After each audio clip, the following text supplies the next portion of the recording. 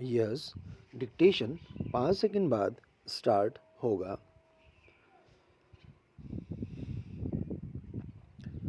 Yes, start. आज़ादी के पहले से ही रोजी रोजगार के लिए गांवों से लोगों का शहरों में पलायन होता रहा है। विराम। आज की तरह जब सरकारी नौकरियां सीमित थी, लोग बाग अपनी योग्यता के अनुसार परदेश जाकर परिवार के भरण पोषण की व्यवस्था कर लिया करते थे। विराम। आज के विकसित मेट्रो महानगरों में मुंबई, कोलकाता, दिल्ली और चेन्नई कभी रोजगार के प्रमुख केंद्र हुआ करते थे, लेकिन इन 4 महानगरों में सबसे प्रमुख था कलकत्ता। विराम। कलकत्ता कल कारखाने के लिए विख्यात था ही वहाँ कम खर्च में गुजर बसर हो जाता था। विराम पैरा।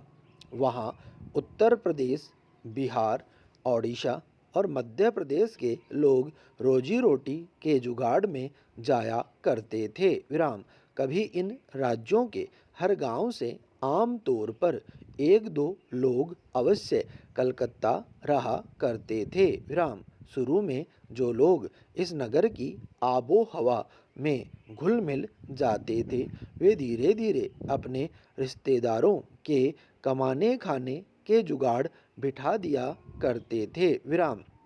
चूँकि तत्कालीन कलकत्ता एक प्रमुख औद्योगिक महानगर हुआ करता था, जहाँ अकुशल श्रेणी के व्यक्तियों के जीवन यापन का अधिक आकर्षण हुआ करता था, जबकि निजी कंपनियां, बड़े व्यावसायिक प्रतिष्ठानों में भी लोग नौकरी पाकर अपने परिवार के लिए भरण पोषण का स्रोत ढूंढ लिया करते थे। विराम पैरा।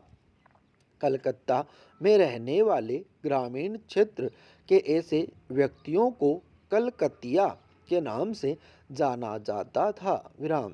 इस महानगर के किसी भी क्षेत्र में नौकरी पैसा करने वाले ये लोग समूह में आवासन भोजन की व्यवस्था किया करते थे। विराम। मेस के रूप में सामूहिक भोजनालय की व्यवस्था से इन्हें भोजन पर कम व्यय करना पड़ता था और किसी के बीमार पड़ने पर उन्हें समुचित देखभाल की सामूहिक जिम्मेवारी भी वहन करनी होती थी। विराम। चूँकि ये प्रवासी लोग बिना परिवार के वहाँ रहा करते थे, सो वे सामान्य रूप से होली, दशहरे की छुट्टी में घर आते थे। विराम।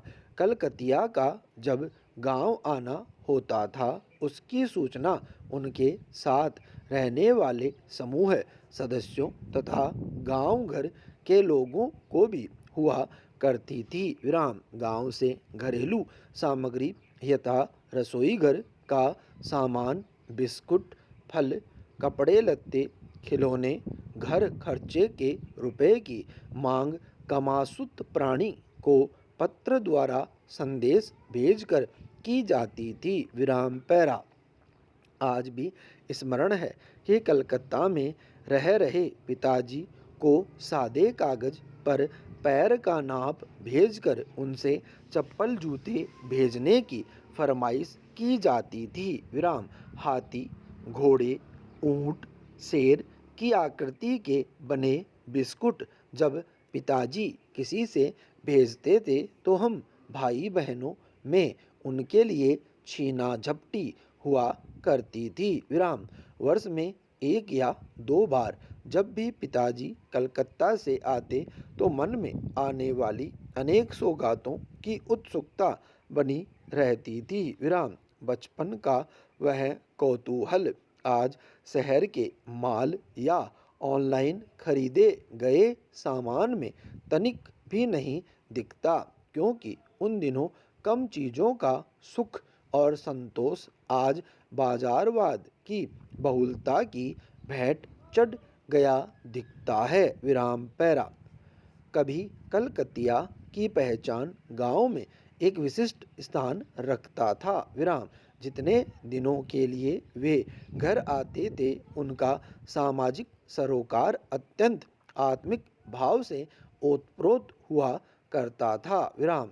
सुबह शाम टोले मोहल्ले का जमघट बना रहता था। विराम। गांव के वरिष्ठ लोगों से स्वयं वे जाकर मिलते, गपियाते और स्नेहिल संबंधों के तार को मजबूती प्रदान करते थे। विराम। स्टॉप।